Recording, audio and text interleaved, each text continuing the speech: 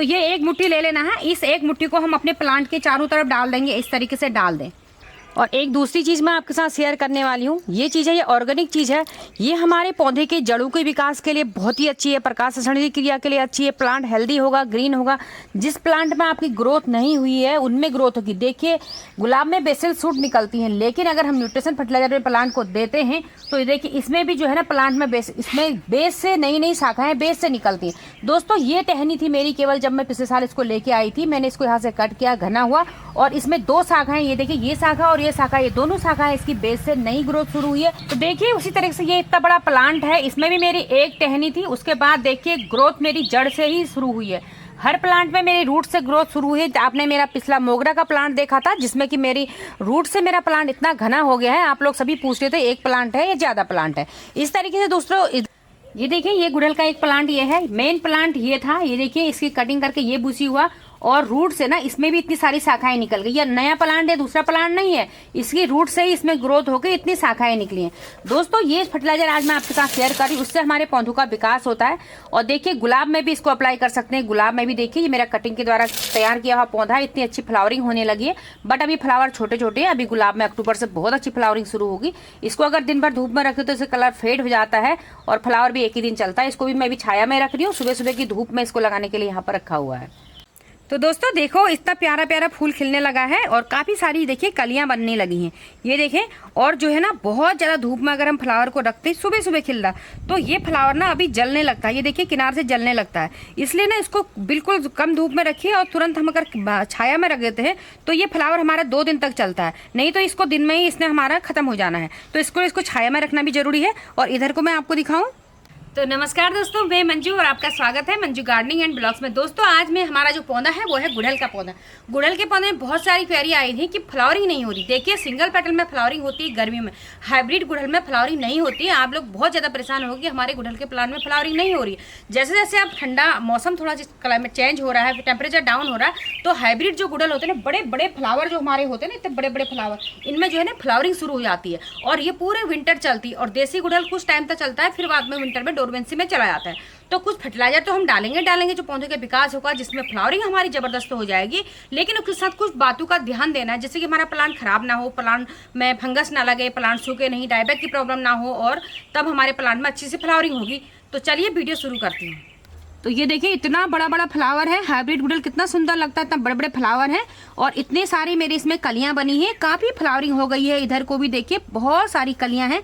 कुछ फ्लावर हमारे ये जा चुके हैं, कुछ कलियां हैं ये देखिए, और कुछ इनकी केयर्स और टिप्स हैं वो मैं आपके साथ शेयर कर रही हूँ। देखिए जब भी हमारा ये फ्लावर हो जाता है दोस्तों, जैसे कि इस तरीके से हमारा ये फ्लावर हो चुका है यहाँ पर, तो इसको ना हमको हटा देना है। इसको तो हम अक्सर क्या करते हैं, इसको तो हम हटा देते हैं। जो ये डंडियाँ होती है ना, ये हमें इनको ऐसे ही रख देते हैं। तो हमें ना ये डंडियों को भी इन कैंची से इन डंडी को भी हमको हटा देना, क्योंकि ये प्लांट का न्यूट्रिशन लेते हैं हमारा। और कुछ नहीं, इसमें फ्लावरिंग तो इसमें दोबारा होती नहीं है, लेकिन ये प्लांट का न्यूट्रिशन ले लेते हैं, इसलिए इन डंडी को भी ना हमें हटा देना चाहिए अपने प्लांट से। तो दोस्तों सबसे पहले क्या करना है, आप अपने प्लांट की गुड़ाई को हमें करते रहना है। वेल ड्रेन सॉइल तो आपको बनानी है। सॉइल की वीडियो मैंने कई डाली है पहले भी, और मैं जल्दी ही डालने वाली हूँ सारे प्लांट के लिए किस तरह की सॉइल बनाएं। आप वीडियो चैनल से जब जुड़े रहिएगा। चैनल को सब्सक्राइब नहीं किया है अभी तक तो सब्सक्राइब कर लीजिएगा, ताकि मेरी वीडियो आपको देखने को मिले। तो वेल ड्रेन जो सॉइल होती है, जैसे मिट्टी हमारी भुरभुरी होती है, जो भी हम इसमें पानी जाता है तो वो बिल्कुल बाहर से नीचे से ड्रेन आउट होकर निकल जाता है। अगर आपकी मिट्टी चिपचिपी होगी, भुरभुरी नहीं बनी होगी दोस्तों, तो जो हमारा मिट्टी ना ऊपर से तो आपको लगेगा कि सॉइल सूखी हुई है, लेकिन पॉट में बीच में जहाँ हमारे प्लांट के रूट्स होते हैं ना, बिल्कुल चिपचिपी मिट्टी होती है, वहाँ पर चिपचिपा हो जाता है। उससे कि क्या होता है, प्लांट में फंगस भी लगता है नीचे से, रूट्स में फ्लावरिंग नहीं होती। दूसरा जो कलियाँ हमारी बनती है ना, आप लोग अक्सर बोलते हैं कि कलियाँ बिना खिले गिर जाती है, पीली हो जाती है। वो इसीलिए होती है कि पानी ओवर वाटर की वजह से वो कलियाँ हमारे ना खिलती नहीं है, और कलियाँ जो है बिना खिले पीली होती है, कलियाँ निकलती हैं, पीली होती हैं और गिर जाती हैं। और दोस्तों इस प्लांट को ना पूरा सनलाइट चाहिए, सनलाइट में रखना। लेकिन अब देखिए हाइब्रिड में कंडीशन क्या है, अभी अभी फ्लावर खिले, अगर हम इसको पूरा धूप में रखेंगे, अभी दिन तक ये फ्लावर जो है ना, हमें इतने नाजुक फ्लावर होते हैं ना, इनको काले होकर इनमें जल जाना है। ये फ्लावर हमारे फिर खत्म हो जाते हैं ये। और तो क्या करना है, मैं इनको थोड़ी देर में मैं इनको छाया में, अगर मेरे को अपने गार्डन में इनको बनाए रखना है ना, तो मैं इनको ना छाया में रख देती हूँ। अभी थोड़ी देर के बाद मैं इसमें छाया में रख दूँगी, जो कि हमारा पूरा 2 दिन तक भी ये फ्लावर हमारा बना रहता है हमारे गार्डन में। तो धूप का ये ध्यान देना, सिंगल पेटल तो दिन भर धूप धूप में रहे उसे कोई फर्क नहीं पड़ता है।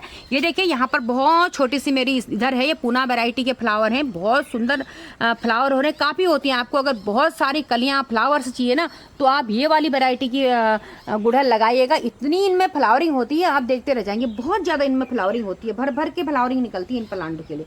तो इनको ना धूप से इनको कोई फर्क नहीं पड़ता, बस ये एक दिन के लिए ही होते हैं, सुबह खिलते हैं शाम को चले जाते हैं। ये वाला फ्लावर की आपको हमें केयर करनी है। तो वेल ड्रेन सॉइल होनी है, पानी का हमें ध्यान रखना है।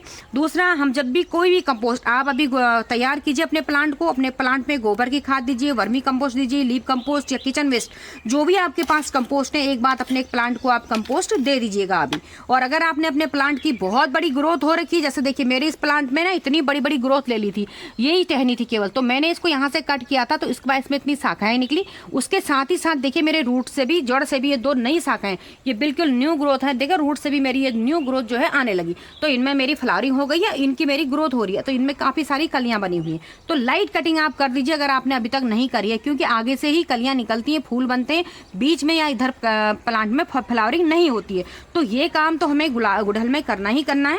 तो और जो है कुछ भी आपको जानकारी लेनी हो तो आप कमेंट करके पूछिएगा। तो चलिए अब हम जानते हैं कि कौन सा फर्टिलाइजर हमें इसमें डालना है। तो दोस्तों ये मैंने पहली चीज़ ये ले रखी है, ये चीज़ क्या है, ये बिल्कुल ऑर्गेनिक चीज़ है। आप बर्मी कंपोस्ट अपने प्लांट में इस्तेमाल करते हैं, हम बर्मी कंपोस्ट बर्मियों द्वारा बनाई जाती है, वो भी गोबर की खाद से ही बनती है। उसमें बर्मी छोड़े जाते हैं, कुछ पत्ते सूखी पत्तियां डाली जाती हैं। तो बर्मी इस गोबर को खाने के बाद जो उनका मल मतलब बनता है ना, उससे हमारी बर्मी कंपोस्ट तैयार होती है। वो बर्मी कंपोस्ट बनने के बाद मशीनों द्वारा इसको जो है ना मॉडिफाई किया जाता है। इसको ना फिर इसमें कुछ चीज़ें और मिलाई जाती है, इसमें पोटेशियम फास्फोरस बहुत ज़्यादा मात्रा में होता है, नाइट्रोजन भी बहुत ज़्यादा मात्रा में होता है। तो ये उसके बाद बनाई जाती है मशीन द्वारा। तो ये बहुत ज़्यादा पावरफुल है। महीने में सिर्फ एक बार हम इसको 1 मुट्ठी अपने प्लांट में डालना है, एक ही बार हम इसको महीने में डालेंगे ना, आपके प्लांट ना भी फूलों से लद जाएंगे। तो ये 1 मुट्ठी ले लेना है, इस 1 मुट्ठी को हम अपने प्लांट के चारों तरफ डाल देंगे, इस तरीके से डाल दें 1 मुट्ठी को। तो दोस्तों उसके बाद जो है ना आपको जो भी हम खाद कुछ भी डालते हैं उसको हमें ढक देना है। इसको सूरज की रोशनी में, धूप में, खुले में नहीं रखना है, जो कि इसकी जो है कंपाउंड है ना वो नष्ट हो जाते हैं या न्यूट्रिशन वैल्यू कम हो जाती है। तो इस तरीके से हमें इसको ढक देना है। ये देखिए इस तरह से ढक दिया। ढकने के बाद इसमें पानी डालना है या कोई लिक्विड फर्टिलाइजर आपने बना रखा था वो डालना है इस तरीके से। तो इसी तरीके से मैं यहाँ भी इसको डाल दूंगी इस तरीके से दोस्तों, इस सारे। और ये ना सारे प्लांट में आप डाल सकते हो, गुलाब, गुड़हल, चाहे मोगरा है, चाहे एग्जोरा है, चाहे कोई भी फ्लावरिंग प्लांट आपके यहाँ फ्लावरिंग प्लांट है, कोई भी वेजिटेबल्स प्लांट है, कोई भी फ्रूट प्लांट है, सबके लिए नंबर 1 खाद है दोस्तों, ये नंबर 1 खाद। तो इसको इस तरीके से डाल देना है। तो दोस्तों जो दूसरी चीज़ मैं आज इसमें डालने वाली हूँ, ये देखिए ये क्या है, ये प्याज के छिलकों का बनाया हुआ लिक्विड फर्टिलाइजर है। इसको मैंने 1 दिन पूरा भिगो के रख रखा था और उसके बाद इसका सारा न्यूट्रिशन निकल जाता है। दोस्तों इसमें सल्फर होता है, इसमें पोटेशियम, फास्फोरस, सल्फर सब कुछ पाया जाता है इन छिलकों में। ये बहुत ही बेनिफिशियल है हमारे प्लांट के लिए। ऑर्गेनिक गार्डनिंग की श्रृंखला में अगर आप ऑर्गेनिक गार्डनिंग करते हो तो उसके लिए प्याज के छिलके, इनसे ना इंसेक्ट, कीड़े मकोड़े भी हमारे प्लांट के नज़दीक नहीं आते। अगर आप इसका लिक्विड का अपने प्लांट में स्प्रे करते हैं तो भी इससे हमारे प्लांट की सेफ्टी होती है। दूसरा, हमारे जड़ों का विकास होता है। और जब हम इसका स्प्रे करते हैं, सल्फर जो है सल्फ्यूरिक एसिड में चेंज होता है, जो कि फोटोसिंथेसिस की क्रिया के लिए बहुत ही जरूरी है। हमारे प्रकाश संश्लेषण की क्रिया हमारे प्लांट में बहुत ही अच्छी होती है, जिससे प्लांट हेल्दी होगा, भोजन बनाता है और अच्छा हेल्दी होगा तो उसमें फूल फल भी अच्छे प्रोडक्शन होंगे। तो ये कैसे मिलाना है देखिए। तो इसको मैंने भिगो के रख रखा था, तो इसको मैं इस तरीके से निकाल लेती हूँ। ये देखिए ये आधा लीटर मैंने इसमें रख रखा है। और दोस्तों इस बाल्टी में देखिए मैंने पानी डाल रखा है, 1 लीटर पानी है। तो इसमें ना इसको मैं डाल देती हूँ। तो अगर आपके वहाँ आपका बहुत ज़्यादा गाढ़ा हो रखा है लिक्विड तो आप उसमें डबल पानी मिला लीजिए। और कभी कभी ऐसा होता है थोड़ी थोड़ी हम बना दे तो उसको आप वैसे भी डाल सकते हैं। तो अपने प्लांट के हिसाब से कि आपका प्लांट किस तरीका हो रहा है, बड़े प्लांट, छोटे प्लांट, वैसे डालिएगा। नहीं तो डबल पानी मिला करके आप इसको डाल दीजिएगा। तो 1 लीटर मेरा जूस भी निकल गया, 1 लीटर मैंने इसमें पानी मिला दिया, डबल पानी हो गया है इसमें। ठीक है, ये देखिए। तो ये बहुत ही ज़बरदस्त जो है ना एक पावरफुल लिक्विड मेरे प्लांट के लिए तैयार हो गया है जूस। और इसको हम अपने प्लांट को पिला देते हैं। तो देखिए इस तरीके से अपने प्लांट में डाल दीजिए, प्लांट के रिक्वायरमेंट के हिसाब से। कोई कहेगा कितना डालना है, देखिए इतना बड़ा ये प्लांट है तो इसमें मैं 2 कप डाल देती हूँ, इससे इस कप से 2 कप डाल देती हूँ, जो कि इसमें खाद भी भीगी, इसके रूट्स तक भी हमारा ये लिक्विड फर्टिलाइजर पहुँच चुका है। उसी तरीके से मैं सारे प्लांट में इसको डाल दूँगी। इस तरीके से हमको बनाना है और सभी प्लांट में आप अप्लाई कीजिएगा खाद के बाद। अगर आपने जिस समय ये नहीं बनाए हैं तो आप ये बायोजाइम जो मैंने पहले खाद डाली ना, वर्मी कंपोस्ट की बायोजाइम डालते हो तो उसके बाद आप पानी डाल दीजिए। तो दोस्तों ये थी मेरी आज की वीडियो गुड़हल के प्लांट के बारे में।